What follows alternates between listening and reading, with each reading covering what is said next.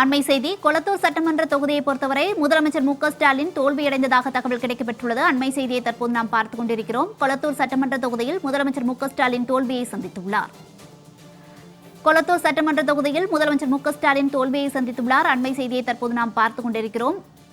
பல்வேறு தொகுதியில் திமுக அமைச்சர்கள் தொடர்ந்து பின்னடைவை சந்தித்து வரக்கூடிய சூழலில் கொளத்தூர் சட்டமன்ற தொகுதியை பொறுத்தவரை முதலமைச்சர் மு.க.ஸ்டாலின் தோல்வியை சந்தித்துள்ளார். கொளத்தூர் சட்டமன்ற தொகுதியில் முதலமைச்சர் மு.க.ஸ்டாலின் தோல்வியை சந்தித்துள்ளார். அண்மை செய்தியை தற்போது நாம் பார்த்துக் கொண்டிருக்கிறோம்.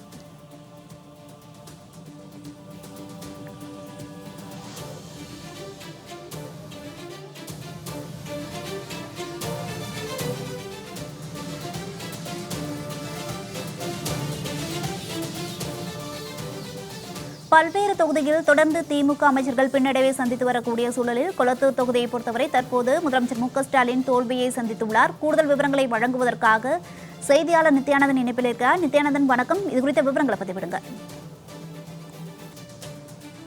நித்யானந்தன் வணக்கம். தொடர்ந்து பல்வேறு பகுதிகளில் திமுக அமைச்சர்கள் பின்னடைவை சந்தித்து வரக்கூடிய சூழலில் கொளத்தூர் தொகுதியை பொறுத்தவரை முதலமைச்சர் மு.க.ஸ்டாலின் தோல்வியை சந்தித்துள்ளார். இது குறித்த விவரங்களை பதிவிடுங்க.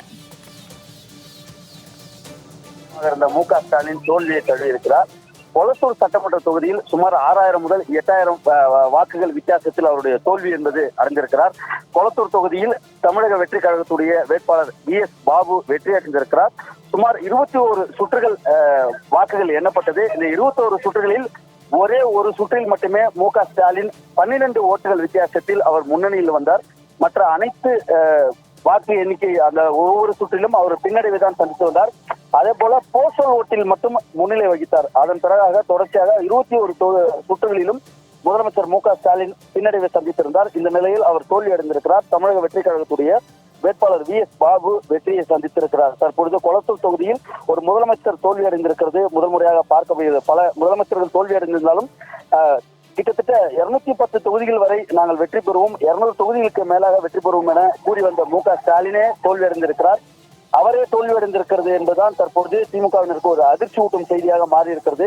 மிக முக்கியமாக கூற வேண்டும் என்றால் முதல் சுற்று வாக்குகளிலேயே அவர் தவேகாவுடைய வேட்பாளர் 4130 ஓட்டுகள் பெற்றிருந்தார். அப்பொழுது மு.க.ஸ்டாலின் 3244 ஓட்டுகள் மட்டுமே பெற்றிருந்தார். அதே போல இரண்டாவது சுற்றிலும் தவேகா 4263 ஓட்டு, ஆனால் ஸ்டாலின் 3915 ஓட்டுகள் மட்டுமே பெற்றிருந்தார். அதே போல மூன்றாவது சுற்றிலும் 4523 வாக்குகள் தமிழக வெற்றி கழகம், மு.க.ஸ்டாலின் 3480 ஓட்டுகள் பெற்றிருந்தார். இது போல தொடர்ச்சியாக ஒவ்வொரு சுற்றும் 21 சுற்றுகள் இருந்தது. அந்த 21 சுற்றுகளில் ஒரே ஒரு சுற்றில் மட்டுமே 5வது சுற்றில் மட்டுமே முன்னணி வகித்தார் மு.க.ஸ்டாலின். அது தமிழக வெற்றி கழகத்தில் 3812 ஓட்டு, ஸ்டாலின் 3834 ஓட்டு. இந்த 12-13 வாக்குகள் வித்தியாசம் மட்டுமே முன்னணி வந்தார். மீதி அனைத்து சுற்றுகளிலும் பின்னடைவை சந்தித்து வந்த மு.க.ஸ்டாலின் தபால் ஓட்டு, அந்த அரசு அதிகாரிகள், காவல்துறையினர், மற்ற அரசு ஊழியர்கள், இந்த தேர்தல் பணியாற்றக்கூடிய ஊழியர்கள், மூத்த குடிமக்கள் இவரெல்லாம் செலுத்திய வாக்கில் திமுக 982 வாக்குகளும், அதே போல தவேகா 383 வாக்குகளும் பெற்றது.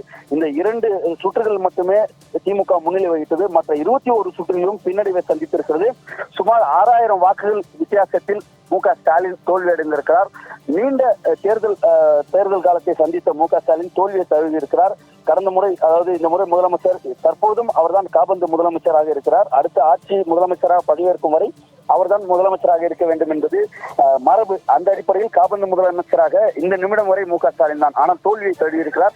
கொளத்தூர் சட்டமன்ற தொகுதி என்பது தனக்கு குழந்தை போல, இந்த தமிழ்நாட்டினுடைய முன்னுதாரணமாக இருக்கக்கூடிய ஒரு தொகுதியாக கொளத்தூரை நான் வைத்திருக்கிறேன் என்றெல்லாம் கூறி வந்த மு.க.ஸ்டாலின் தோல்வியை தழுவியிருக்கிறார். தற்பொழுது 6000 ஓட்டுகள் வித்தியாசத்தில் அவருடைய தோல்வி என்பது உறுதி செய்யப்பட்டிருக்கிறது. VS பாபுடைய வெற்றி உறுதி செய்யப்பட்டிருக்கிறது. ஆகவே VS பாபு என்பவர் அதே கொளத்தூர் தொகுதி, அந்த பெரம்பூர், வில்லிவாக்கம் உள்ளிட்ட பகுதிகளுக்கு ஒரு பரிச்சயமான முகம்.